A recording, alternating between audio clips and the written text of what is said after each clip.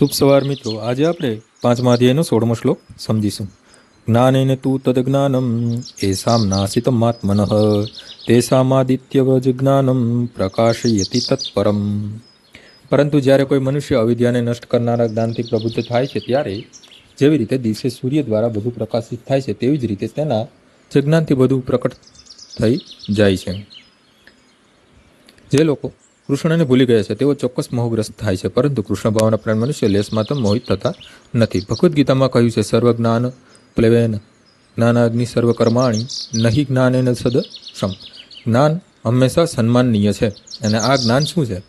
મનુષ્ય જ્યારે કૃષ્ણના ચરણે જાય છે ત્યારે તેને પૂર્ણ જ્ઞાન પ્રાપ્ત થાય છે, જે વિશે ગીતાના 7મા અધ્યાયના 19મા શ્લોકમાં જ કહ્યું છે. બહુ ન જન્નાન અંતે જ્ઞાનવાનમાં પ્રબધતે. અનેકાનેક જન્મોમાંથી પસાર થયા પછી જ્યારે મનુષ્ય પૂર્ણ જ્ઞાન પ્રાપ્ત કરીને કૃષ્ણ ચરણાગત થાય છે ત્યારે, અથવા જ્યારે તેને કૃષ્ણ ભાવનામૃત પ્રાપ્ત થાય છે ત્યારે દિવસે જેમ સૂર્ય વધુ પ્રકાશમય કરે છે તેમ તેને બધું જ જ્ઞાન થઈ જાય છે. જીવ અનેક રીતે મોહગ્રસ્ત હોય છે. દાખલા તરીકે જ્યારે વિવેક રહિત થઈને તે પોતાના ઈશ્વર માનવા લાગે છે ત્યારે તે માયાના આખરી પાસમાં ફસાય છે. જો જીવ ઈશ્વર હોય તો તે માયા દ્વારા મોહગ્રસ્ત કેવી રીતે થઈ શકે? શું ઈશ્વર માયાથી મોહગ્રસ્ત થાય છે? જો એમ થાય તો પછી માયા અથવા શેતાન ઈશ્વર કરતાં મહાન છે.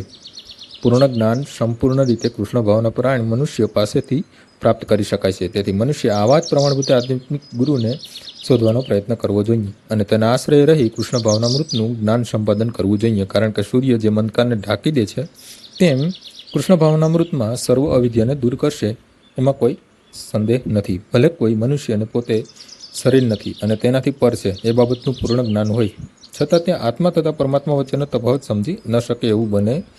તેમ છતાં જો તે સુયોગ્ય અધિકૃત કૃષ્ણ ભાવનામૃત આધ્યાત્મિક ગુરુનું ચરણ ગ્રહણ કરીને તો તે બધું જ જ્ઞાન મેળવી શકે છે. મનુષ્ય જ્યારે ખરેખર ઈશ્વરના પ્રતિનિધિને મળે છે ત્યારે તે ઈશ્વર તથા ઈશ્વર સાથેના પોતાના સંબંધ વિશે જાણી શકે છે. ઈશ્વરનો પ્રતિનિધિ ઈશ્વરનું જ્ઞાન ધરાવતો હોવાથી ઈશ્વરને મળે તેવું સન્માન મેળવતો હોય છે, તોય તે પોતે ઈશ્વર હોવાનો ક્યારેય દાવો કરતો નથી. મનુષ્ય જીવ તથા ઈશ્વર વચ્ચે રહેલા ભેદને જાણવો જરૂરી છે. તેથી જ ભગવાન કૃષ્ણએ ભગવદ્ ગીતાના 2જા અધ્યાયમાં કહ્યું છે કે પ્રત્યેક જીવ વ્યક્તિ છે અને ભગવાન પણ વ્યક્તિ છે.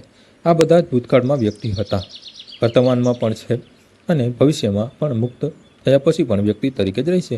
રાત્રે અંધકારમાં દરેક વસ્તુ એક સરખી જ દેખાય છે, પરંતુ દિવસે સૂર્યનો ઉદય થયે પ્રત્યેક વસ્તુ પોતપોતાના વાસ્તવિક સ્વરૂપમાં દેખાય છે. આધ્યાત્મિક જીવનમાં વ્યક્તિગત પાસાની ઓળખ થવી એ જ વાસ્તવિક જ્ઞાન છે. આજનો શ્લોક અહીં પૂર્ણ થાય છે. આવતીકાલે ફરીથી સવારે 6 વાગ્યે મળીશું. જય શ્રી કૃષ્ણ.